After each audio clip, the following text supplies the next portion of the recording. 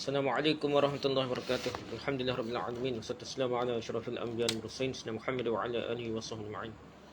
Rabbi shrah li sadri wa yassir li amri wa hlul 'uqdatam min lisani yafqahu qawli.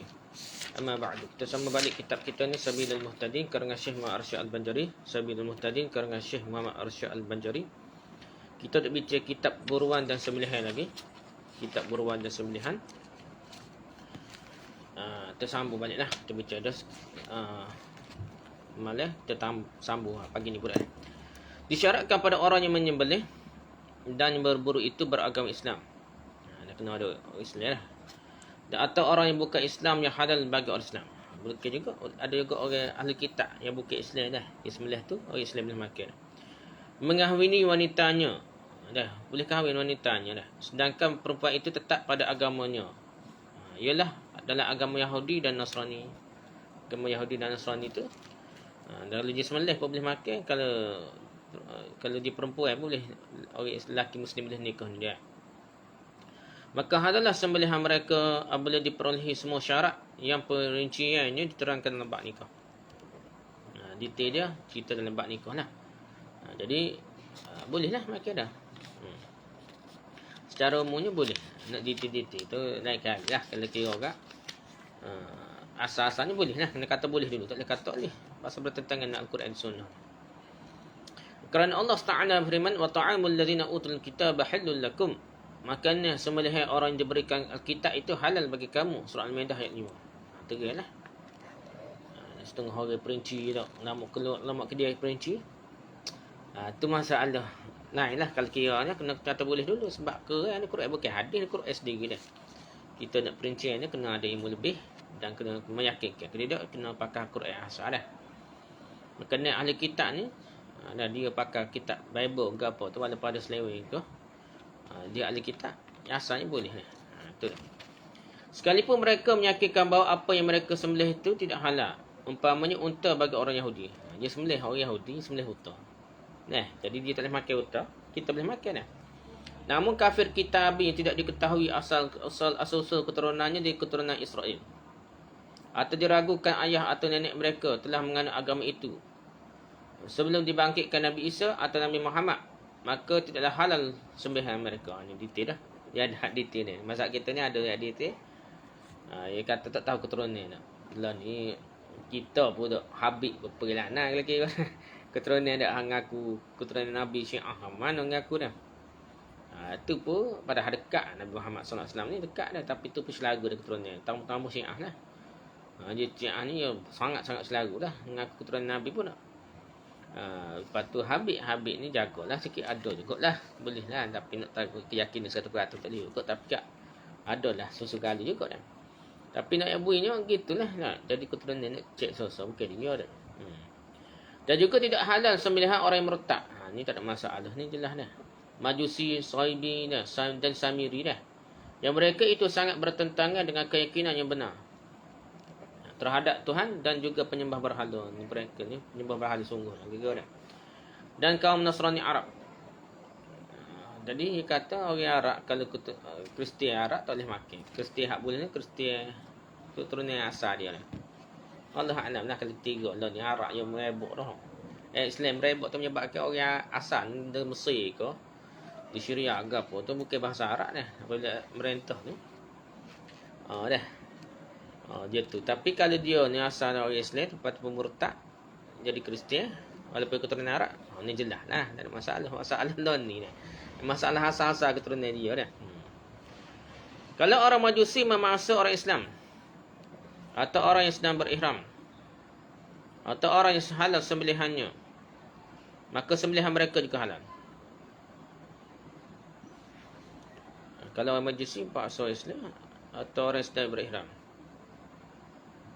atau orang yang halal sembelihannya lah, tak adilah orang Alkitab ke apa dah. Dia sembelih mak halal lah. Orang ihram tak boleh sembelihan ke apa ni kor buru tak boleh dah. Tembayo tu juga halal lah dah. Dan juga halal sembelihan dan beruan budak perempuan, hamba perempuan yang kitabiah. Yang Asrani dan Yahudi ni. Sekalipun tidak halal mengahwininya. Kerana keadaan budak tidak menghalangi halal sembelihannya. Jadi hamba ahli kitab ni tak boleh merdeka, perempuan merdeka Alkitab je boleh nikah dah. ikut kitab ni lah. Budak yang Nasrani, Yahudi, Nasrani tidak halal sembelihan dia, tak halal dah sembelihan dia. Berbeza dengan mengahwininya, maka perbudakan itu menegah kebolehan mengahwininya. Jadi orang Yahudi Kristian yang jadi hamba ini tak boleh nikah dia. Kerana memelihara agar anak keturunan jangan sampai juga menjadi budak lah. Sebab tu je yang takut jadi keturunan boleh anak jadi budak dah. Haram memakan sepotong daging binatang yang halal dimakan, yang terbuang di jalan atau di tempat sampah, sekalipun di tempat itu banyak orang yang halal sembelihannya. Maksudnya tahu daging memang lah capok kau sini. Terkecuali kalau orang yang halal sembelihannya berkata bahawa dia lah yang menyembelihnya, maka halal makannya. Dia tak tahu siapa-siapa, takut takut sembelih ke Islam, sembelih macam-macam lah tak. Bangkai ke apa dah. Kecuali orang yang sembelih tu aja yang ngaku ni daging hasil sembelih lah. Boleh lah tak. Tak tahu siapa-siapa punca tak boleh makan lah. Dikeluarkan dari kata terbuang ialah sepotong daging tidak terbuang, maka halal lah memakannya. Maksudnya tahu ada molek lah dah. Dan dikeluarkan dari kata diletakkan dalam tempat sampah ialah sepotong daging yang diletakkan di tempat lain, maka tidaklah haram makannya lah. Maksud tempat molek lah, bukan tempat tuhuk gitu dah. Kalau seorang majusi, penyembah berhala, orang yang murtad bersama-sama dengan orang Islam dan atau orang kafir kitabi menyembelih atau berburu binatang beruang umpamanya dah. Kedua-duanya sama-sama memegang pisau. Masalah ni. Dan sama-sama melukai leher binatang yang sembelih atau bersama-sama lepaskan anak panah atau sama-sama lepaskan seekor anjing dah. Maka haramlah binatang beruang itu kerana sesuai dengan kaedah yang apabila berhimpun antara yang halal dengan yang haram, maka yang dimenangkan yang haram. Jadi ada haram, ada halal. Mazhab kita kira walaupun ada hak halal tu capur jika meneh hak haram dah. Tapi kalau berburu namun tidak sampai membunuh binatang, itu tidaklah mempengaruhi kebersamaan itu kepada hukum binatang yang mati tadi. Kalau tak sampai mati tak apalah, disembelih pula kalau lepas tu dah. Kalau dua orang berbeza agama, yang satunya Islam dan yang satunya lagi bukan Islam, melepaskan dua ekor anjing, atau keduanya melepaskan dua anak panah, atau yang seorang memanah dan yang seorang lagi melepaskan seekor anjing, maka dilihat kalau dilepaskan oleh orang beragama Islam itu lebih dahulu mengenai binatang itu lalu mati, atau masih hidup yang sampai kepada harakatul mazbuhah, maka halallah dimakan. Umpamanya kalau seorang Islam menyembelih seekor kambing, setelah selesai menyembelihnya, lehernya dipangkat oleh orang yang bukan Islam pula, orang Majusi, maka halal saja makannya. Ya potong dah. Urat merih dengan urat apa kata? Urat hukum tu dah. Jadi saluran pernafasan, saluran makan tu putus dah dah. Mari orang Majusi pula tak ada mampu molek katok sampai putus tekuk dah. Jadi boleh makan dah. Dan kalau terdahulu sampai alat orang Majusi kena tubuh binatang itu dan mati atau sampai ke harakatul mazbah, maka haram makannya dah. Jadi panah mana siapa dulu? Kalau panah orang Islam siapa, maka halal makan. Kalau panah orang kafir dulu siapa, tak halal makan dah. Dia kata sebab hak mula, punca kematian mula dah. Demikian juga kalau keduanya sama-sama melukai binatang itu lalu mati dah. Kerana luka yang dilakukan oleh kedua-dua orang tadi, sedangkan tidak diketahui siapa yang terdahulu membunuhnya. Tak tahu siapa-siapa dah. Atau diketahui yang membunuhnya, atau kedua orang tadi melukai dengan cara berurutan, sedang salah satu dari kedua luka itu tidak sampai mematikan dengan segera dah. Jadi tidak sampai mati segera, dan binatang tadi mati dengan kedua-dua lukanya, maka haramlah memakannya kerana yang dibenarkan yang diharamkan. Kaedah ya meneh haram daripada halal. Dan juga kalau anjing orang Majusi terdahulu yang menggigit binatang, anjing Majusi dulu tekoh natai dah beruai, kemudian datang lagi anjing orang Islam menggigitnya lalu mati je, maka halal memakannya kerana binatang yang dapat dikuasai untuk menyembelihnya, maqdar tidak halal memakannya kerana dibunuh oleh anjing orang yang beragama Islam. Jadi mungkin sebab mati dia orang Islam dah, anjing bukan Islam tu, anjing orang bukan Islam. Tetapi binatang yang diburu oleh orang Islam dengan anjing orang Majusi, binatang yang diburu oleh orang Islam diguna anjing orang Majusi, tidak ada perbezaan pendapat tentang halal makannya. Kita pinjam anjing orang kafir mana tak. Lepas tu kita pergi buru, terlepas kita baca bismillah, jadi memang terlatih pun dah. Demikian diterangkan dalam kitab Tuhfah. Dan kalau seorang majusi memanah seekor binatang, kemudian masuk Islam, sudah anak panahnya kena binatang beruan, lalu mati, haramlah memakannya kerana melihat kepada kafirnya pada saat membunuhnya. Dia masuk Islam tu, lepas panah tu ada kafir ni. Tapi kalau dia masuk Islam lepas panah tu, lepas tu baru masuk Islam, jadi tak boleh juga. Seolah dia sembelih tu masuk kafir lagi lah. Tetapi kalau ketika memanah telah berislam dia, dan demikian juga ketika sampai anak panah ke tubuh binatang dan ia murtad, antara dua waktu itu haramlah memakan binatang itu. Ia benar hak haram jugalah. Ia sepanah tu tiba-tiba murtad tu, panah tak ada sampai ke tubuh binatang tu, murtad. Kena binatang tu mati, jadi dia kira antara panah tu dia kira tidak syubhat menalik alik haram lah. Halal sembelihan anak-anak orang Islam yang mumayyiz. Budak kecil tu umur 7 tahun berhenti cuma suci dah boleh sembelih dah.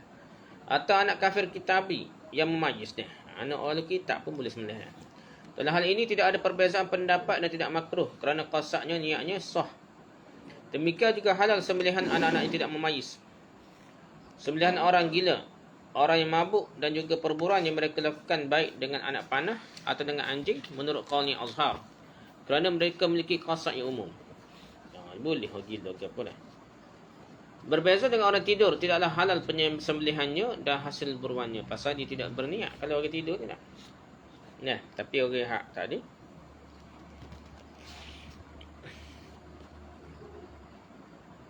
tak ada masalah kalau memayis kan. Hak tidak memayis ni. Sembelih orang gila, orang mabuk pun dia kata halal juga, dia kata sini. Syarat dia solah. Perburuan yang mereka lakukan itu baik. Anak panah atau najing dia boleh arah dengan molek, panah kena molek juga sah. Halal sembelihan wanita yang dalam keadaan haid. Sembelihan khunsa, sembelihan orang yang bisu dan orang yang kulub boleh sembelih laka dah. Halal laka. Tetapi makruh sembelihan anak-anak yang belum mencapai usia mayis. Tidak bukan jadi hak tak ada khilaf ni. Hak lepas mayis 7 tahun ke atas. Hak memayis ni ada khilaf, semuanya kata makruh lah.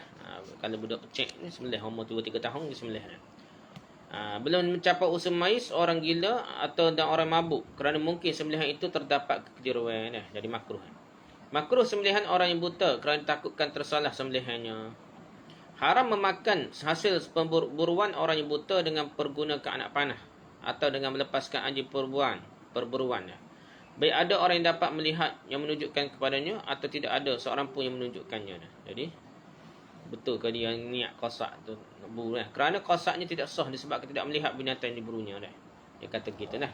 Tapi ada pendengar lain dah bunyi gapo dah. Jadi sebab lain pula kalau kira boleh dah. Halal bangkai ikan dan belalang dengan ijma' ulama. Baik matinya itu disebabkan kerana diburu oleh orang lain atau yang memburu itu Islam atau kafir yang tidak halal memakan sembelihannya sekalipun atau kerana mati sendiri. Jadi bangkai pun boleh makan belalang dengan ikan Kerana dalam hadis diterangkan uhillat lana maitatani al-hut wal jarad. Artinya dihalalkan pada kita dua macam bangkai, iaitu ikan dan belalang. Hadis riwayat Ahmad, Ibn Majah dan Daruqutni dari Ibn Umar. Dihalalkan pada kita dua macam bangkai, iaitu ikan dan belalang. Dimaafkan memakan belalang dan ikan yang kecil tanpa dikeluarkan isi perutnya kerana sukar membezakannya. Jadi perut dia ada tahik ke apa tu, dia kecil sangat dah. Ikan kecil, dia belalang kecil ni perut dia kira bilis ke apa tu lah. Kita kira dimaafkan lah, tidak kira najis. Disebutkan dalam kitab Nihayah bahawa makruh menyembelih ikan terkecuali sangat besar dan sudah tua. Sunat menyembelihnya agar ia mati tidak merasa sakit. Ikan besar menang lah. Kejut dengan kepala. Kalau nak sembelih sunat je kata dah. Itu pendapat lah dah. Syekh Syubram Lisi berkata terutama ikan yang disembelih adalah ikan yang berbentuk biasa. Tapi kalau bentuknya menyerupai keldai atau manusia, maka sungguhnya disembelih dengan memutuskan halkum atau ditombeluk seperti menyembelih binatang darat. Kenapa penatang darat kena sembelih lah. Kenapa macam ikan laut tu tak ada tekuk mana. Tu kira sunat lah dia kata dah. Tu pendapat kalau besar dah. Kalau kecil tak. Tu kita kira tak ayuh lah dah. Halal ikan telan alih ikan yang besar. Dah. Terkecuali kalau sudah berubah dan terpotong-potong sehingga dianggap sudah menjadi tahid ikan, maka tidaklah halal makannya jadi tahid. Tu memang lah dah. Halal ulat yang berasal dari makanan apabila termakan bersama-sama makanan, baik hidup ataupun mati ulat tu, seperti ulat cuka, ulat buah-buahan dan biji-bijian. Kerana kebiasaan sukar memisahkannya dengan makanan dalam buah ke apa, ulat tu boleh makan. Cuma tak molek dah. Dan kerana ulat itu dianggap sebagai bahagian daripada makanan. Tapi kalau sudah terpisah dari makanan itu, maka haram memakannya sekalipun dimakan bersama-sama dengan makanan itu. Kalau ulat itu dipindahkan dari satu tempat ke tempat yang lain dan dari makanan itu, atau terpisah dari makanan itu sendiri dengan sendirinya, kemudian kembali lagi ke makanan itu, maka haramlah memakannya bersama-sama dengan makanannya. Jadi pisahlah ulat dengan makanan itu, pisah. Dalam buah ke apa pisah, tak boleh makan. Dan terangkan dalam kitab Nihayah bahawa yang halal memakannya bersama dengan makanan itu selama ulat itu tidak mengubah makanan kerana banyaknya belah ulat. Kalau jadi bulak, jadi punuh, jadi masa jadi punuh buah, tak boleh makan juga dah.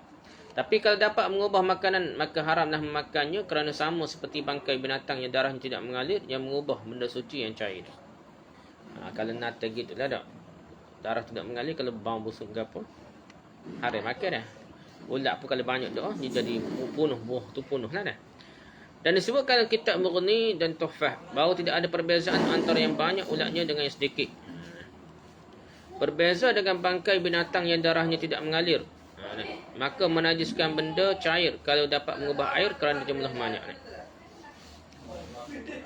Jadi kalau bangkai binatang darahnya tak mengalir, jadi najis benda cair kalau dapat ubah air lah. Kalau banyak sangat tu siapa ubah air jadi warna lain baru jadi najis.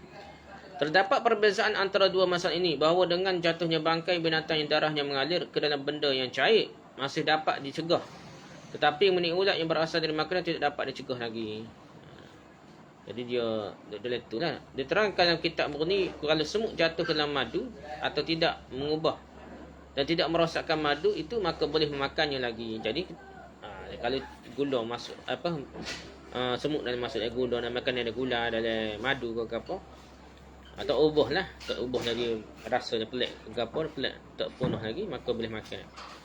Berbeza kalau semut jatuh ke atas daging, tidak boleh memakannya kerana masih mudah dicegah dia. Daging tu kena buat lah. Boleh makan sekali semut lah. Kalau seekor semut atau lalat terjatuh ke dalam periuk, kemudian hancur sehingga tidak kelihatan lagi bentuk tubuhnya. Semut dengan lalat tu jatuh lah, puyuk nasi ke puyuk apa gula kita dah. Lepas tu hancur lebu dah. Dalam gula tu hancur. Maka tidaklah haram memakan apa yang ada dalam periuk itu. Seperti seekor semut, maka masih dianggap sedikit. Jadi kita anggap sedikit lah kalau jatuh makanan-makanan dalam ulat, lalat ataupun semut jatuh dalam makanan. Kalau sebahagian daging manusia terjatuh ke dalam periuk sekalipun sedikit, maka Imam Ghazali berkata dalam kitab Ihya Ulumuddin, haram memakan apa yang ada dalam periuk itu kerana menghormati manusia. Kalau ada sebahagian daging manusia jatuh dalam kodi, dalam puyuk, dalam gapo kita ni, dalam masyarakat kita, jadi tak boleh makan belakang lah, kena cuuh makan. Kerana kehormatan manusia lah. Dan Imam Nawawi menulis dalam kitabnya Rawdatul Talibin bahawa pendapat yang dipilih tidak haram memakannya kerana sudah hancur dalam periuk itu. Tapi ada Imam Nawawi sebut dalam kitab Rawdah lah. Dia kata kalau makanan manusia ni dalam puyuk tu besar tu, debu hancur debu tak tahu mana manusia, tak tahu gapo dah, boleh makan kata dia. Apa khilaf dah. Makruh memotong tubuh ikan atau belalang sedangkan ikan atau belalangnya masih hidup. Dah. Makruh, tidak haram dah. Pasal kita boleh makan gitu. Ikan dengan belalang ni boleh makan gitu dah. Dah boleh hidup boleh, tapi makruh. Tapi kalau jika dipotong, halallah memakannya kerana sudah bercerai dari yang hidup. Seperti hukum bangkainya dari segi suci atau najisnya. Jadi dia tak menajis dia. Jadi kalau kita tak perlu sembelih lah. Jadi boleh makan gitulah kira-kiranya, tapi makruh lah. Halal menelan belalang atau ikan yang kecil yang masih hidup lagi, baik dikunyahnya atau tidak dikunyahnya, pakai telegok pun tak apa dah. Sedangkan ikan yang besar haram menelannya kerana masih mudah membuang najisnya yang ada dalam perutnya. Jadi kalau besar boleh buang perut dia, boleh makan lah. Itu khilaf lah, mazhab kita tegas sikit lah sini lah. Makruh menggoreng dan membakar ikan atau belalang yang masih hidup. Jadi goreng ikan dan belalang itu ketika hidup goreng itu, dia kata makruh ni. Menurut sebagai ulama haram memakannya, tapi qaul yang lebih sahih boleh memakannya. Sebenarnya boleh lah dah, pasal banyak tu. Demikian tersebut dalam kitab Tuhfatul Muhtaj. Disyaratkan pada yang disembelih itu bahawa ia adalah binatang yang halal dimakan, lagi mempunyai hayatul mustaqirah. Hidup lagi lah hayatun mustaqirah. Pada permulaan menyembelih seperti yang terangkan dahulu. Kalau tidak seperti itu, maka haram memakannya kerana pada saat menyembelih sudah menjadi bangkai. Tadi kalau dia boleh hidup lagi, apa kita cerita sebelum ni lah, tanda hayatun mustaqirah ni, kalau kita sembelih tumbuk darah banyak, kita dapat gelepar. Saat ni senyap tapi gelepar lepas sembelih ni, maksudnya ada hayatun mustaqirah, hidup lagi. Kalau seorang memanah atau melempar sesuatu yang tajam sekalipun dan besi menuju binatang yang liar atau binatang yang jinak seperti unta, sapi, kerbau dan kambing yang sedang lari, yang tidak dapat disembelih di lehernya, kita nak kejar, nak ikat tak boleh, dia lari dah. Atau dilepaskan anjing atau alat perburuan lainnya. Kemudian memiliki tubuh binatang tadi dan mati ketika itu juga, atau hidup pada harakatul mazbuhah. Halalah memakannya dengan ijma' pada buruan yang liar, kerana diterangkan dalam hadis yang sahih tentang memanah unta yang menjadi liar. Dan ini dikiaskan dengan yang terangkan di atas tadinya. Jadi dari segi dalilnya, hadisnya unta lah, tapi kita boleh kiaskan benda lain lah. Tetapi kalau dapatnya masih hidup, maka disyaratkan menyembelihnya dahulu kalau kuasa menyembelih di lehernya. Kalau dia ni lepas panah ke apa, lepas tu dia lembek tu, kita boleh pergi dekat, boleh sembelih lah. Tapi kalau tak lagi dekat, tendah dia, apa kerah kita, okey dia dah. Gitulah, boleh makan lah soal kematian. Jadi anggap tidak kuasa menyembelih hanya dihitung pada saat sampai anak panah atau alat perburuan yang lainnya. Kalau dipanahnya binatang jinak yang sedang lari, maka dianggap kuasa menyembelihnya sebelum sampai anak panah itu ke tubuhnya. Tidaklah halal memakannya, terkecuali kalau anak panah itu mengena tempat sembelihan dan dapat memutuskan hukum dan maryunya dah.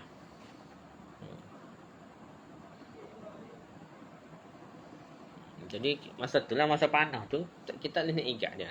Barulah kita boleh panah dia. Lepas panah tu, kalau budak lembu kau gapo tak lari, kita boleh ikat kaki dia, boleh tiba-tiba kita ni panah saja dak. Takut dak tak boleh lah. Sepatutnya kena perebah dulu, sembelih dululah dah. Atau tak perebah kena sembelih dulu sepatutnya. Tapi kita ni nakut dah, siapa kita tembok dia dah, ataupun kita panah dia lalu dah, ataupun tembok lalu dah. Jadi dia kata tak boleh makan, kecuali kalau kena putus urat merih tembok tu, putus urat merih dia dengan urat halkum dia lah. Dan kalau dipanahnya kemudian lari dan menjadi liar ketika sampai anak panah itu sampai ke tubuhnya dan tidak kuasa menyembelihnya dan ia mati, halallah memakannya sekalipun anak panah itu tidak kena tempat sembelihnya. Kena tempat lain dah, dia jadi liar lah. Isunya dia jadi liar, kita panah, jadi panah tu jadi macam beruai, macam boleh sembelih lah dah. Demikian terangkan dalam kitab Mughni, Mustash dan Tuhfatul Muhtaj. Binatang yang jinak sama seperti binatang yang kuasa menyembelihnya, maka tidak halal memakannya terkecuali dengan disembelih. Jadi binatang jinak, kita boleh perebah dia, boleh sembelih dia lah. Jadi tak boleh kita panah dia lah. Kalau binatang gugur yang halal dimakan dalam sumur, jatuh dari kelaga atau lubang atau lainnya, dia tidak dapat memutuskan halkum dan maryunya, maka seperti binatang yang lari menjadi liar lah. Dia tidak backing mana, tapi dalam lubang tu kita pergi kan, nak turun tak boleh. Kalau turun juga boleh, nak tendah dia apa gerah pas kita dah. Jadi baik kita panah dia, tembok dia dah. Maka halal dimakan kalau mati dengan dipanah atau dilempar dengan sesuatu yang tajam di sebarang tempat di tubuhnya. Tapi kalau mati kerana digigit anjing buruan, dia dilepaskan ke dalam tempat itu, maka haram memakan juga. Untuk oleh pula, dia kata kena panah dia boleh kalau tempat gitu dah jatuh di lubang. Kalau dapat ditangkap binatang beruang atau binatang jinak yang menjadi liar atau meminta tolong kepada orang lain untuk mengepung dan menangkapnya atau dengan cara lain, maka sama seperti binatang jinak. Kalau boleh igat lah, dikira binatang jinak. Maka tidak halal memakannya terkecuali dengan disembelih pada halkum dan libahnya, pada itulah tekuk dia lah. Syekh Ibn Hajar dan Syekh Ramli menulis dalam kitabnya Tufah dan Nihayah, sekalipun dapat ditangkap dengan susah payah, maka diketahui dari huraian itu rusa yang kena perangkap kalau dapat ditangkap dan dapat memutuskan hukum dan marujunya dengan pertolongan orang lain, atau dapat dilukai dengan untuk mengurangi kekuatannya, umpamanya dengan menembak atau dengan cara-cara lain yang dapat melemahkannya, sekalipun usaha itu baru dapat dilaksanakan dengan sukar, maka hukumnya sama dengan hukum binatang jinak juga. Maka tidaklah halal dagingnya dimakan terkecuali dengan disembelih. Dan ini dengan memotong saluran pernafasan dan saluran makanannya.